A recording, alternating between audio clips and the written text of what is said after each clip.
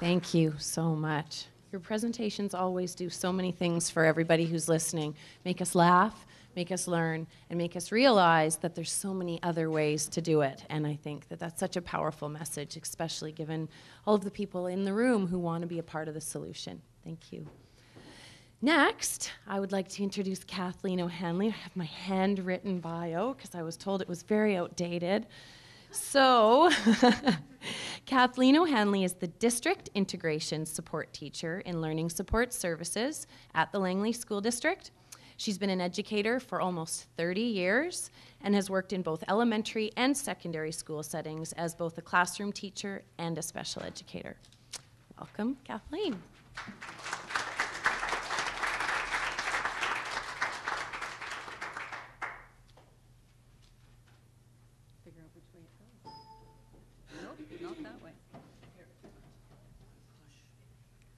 Turned upside down. Okay. And I just want to thank all my friends for coming today. So if you're my friend, put your hand up. It's very comforting to have people I know in the audience, because as I thought about saying yes or no, will you be on this panel today, I was very conflicted. And because I'm in a difficult position coming from within the system, and yet I passionately believe that inclusive education is the right of every child. So I have to do a disclaimer, because Charlie Naylor is up there from the BCTF, and my district principal is out there. But anyway, so yes, I have been a teacher for almost 30 years, and it's kind of scary to think I'm old.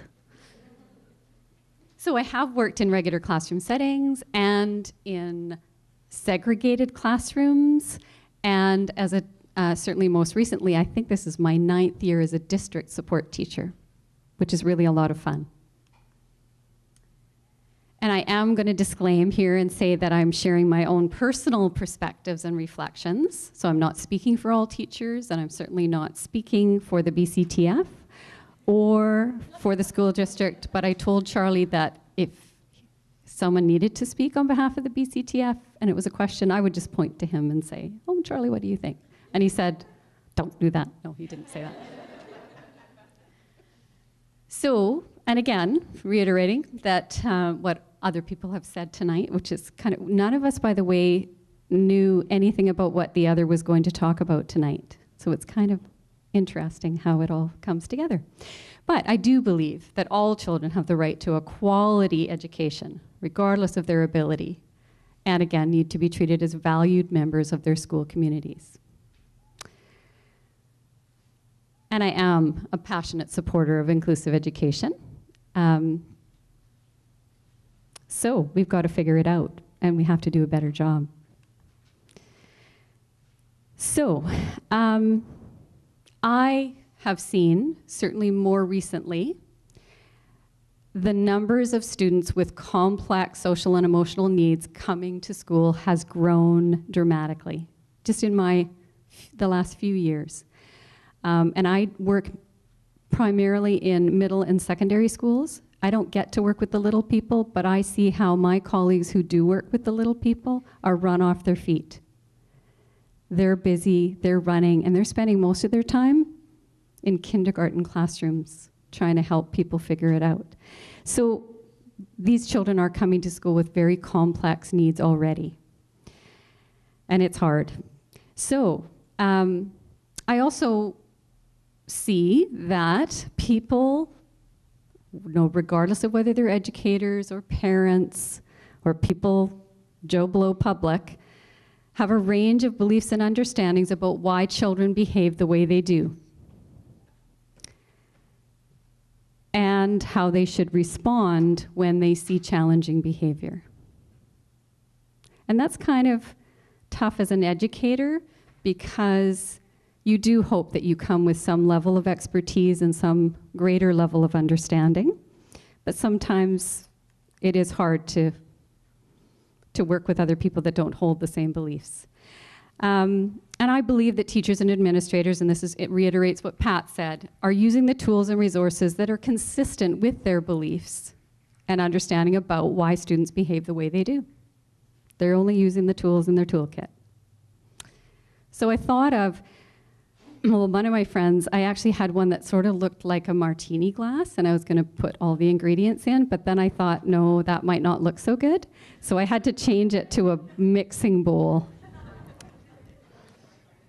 So, in my experience of working with lots of really incredible teams out there, I wanted to capture what the ingredients for success were. Maybe that's why they put me last, because I was supposed to talk about positive things. So what are the key ingredients? And from my perspective and talking to some of my colleagues, here's what. Key is collaboration. So working together, and I think that reiterates what Pat said, we have to work together to figure this out because none of us really always know the answers.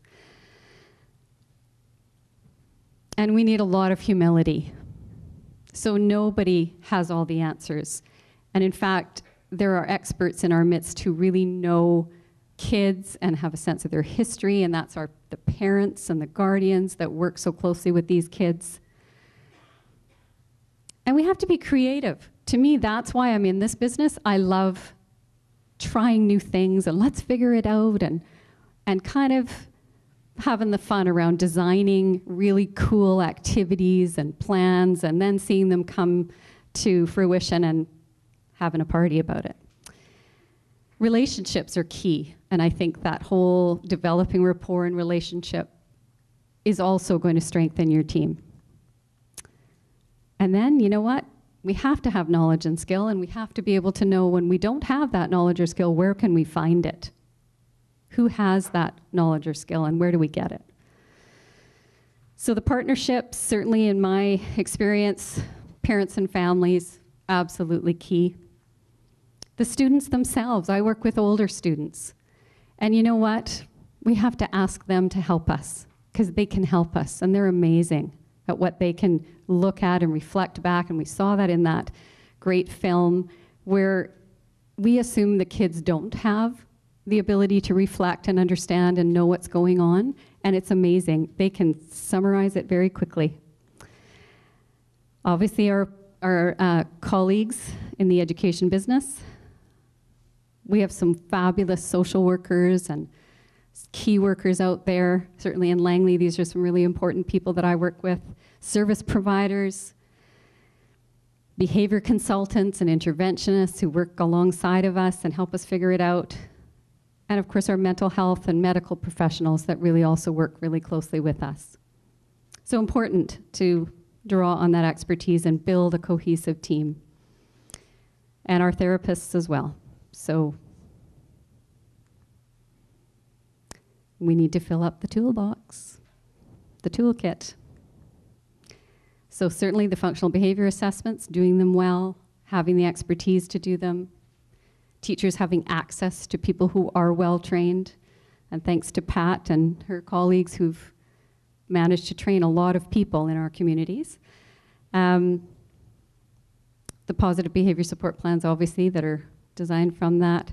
Creative problem solving. When I was first involved in the inclusive ed community back at McGill in 1988, this was our main tool, creative problem solving. And one of my colleagues the other day was trying to figure out something with a team, and she was trying to use a PATH, which is a person-centered planning tool, and wasn't a bad idea, but wasn't a great fit. And I said, you know, this is the thing I used. I got to pull out that file, and I handed her a copy. I said, read this and use this. I've used this. This is magic.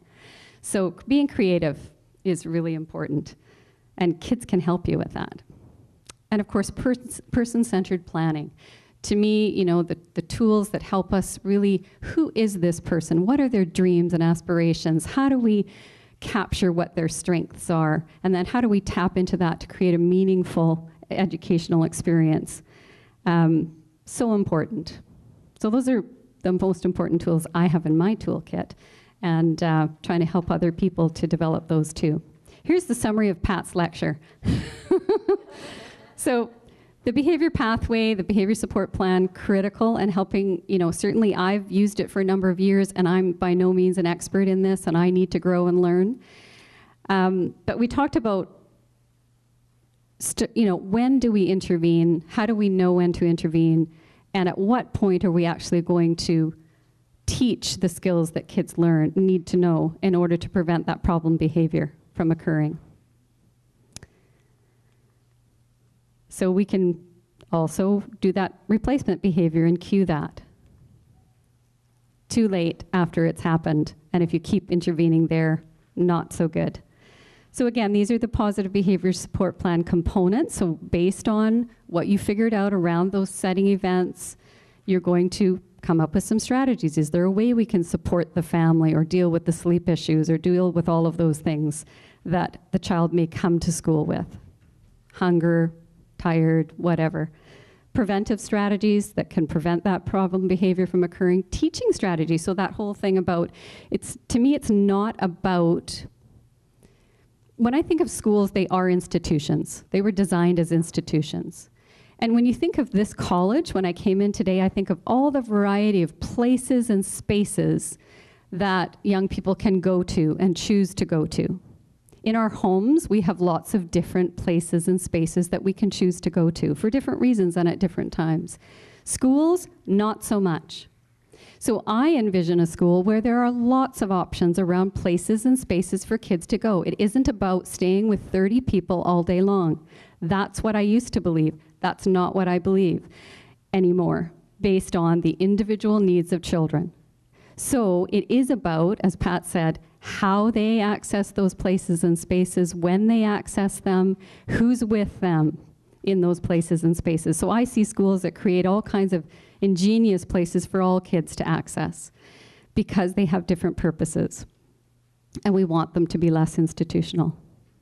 So the other really important thing, because it's Friday night, and I forget to do this all the time. I have so many exciting stories that I would love to tell, but I don't have permission to tell them.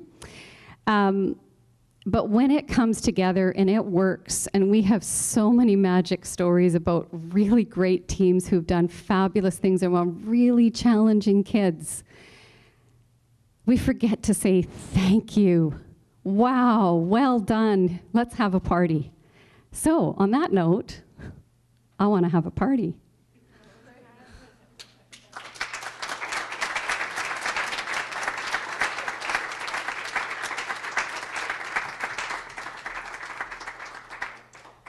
Thank you, Kathleen. Fabulous note to end our panel on. I want to thank Diane and Pat and Jessica and Kathleen for really funneling down our conversation to where we can move forward. We have to be mindful of the things that go wrong and the things that can happen, but we also know that we can do so much, and that's positive and good for children in school and good for ourselves too. So we want to go into some questions that you may have. We've got a few that we're going to put up on the screen, but first, yes, just give a quick. You bet. Faith had mentioned some of the positive directions that we can move in. And before we get to the questions, I just wanted to point out, and you'll all have been given a postcard on the way in, about a summer institute that a large group of us have come together and collaboratively put together, that's going to be happening in August. Pat's on the committee, so is Faith. Several people in this room are on that advisory committee. And it's a collaborative approach to coming together and trying to support school-based teams to do really good work in inclusive practice and finding ways to have inclusion benefit all students in the school communities.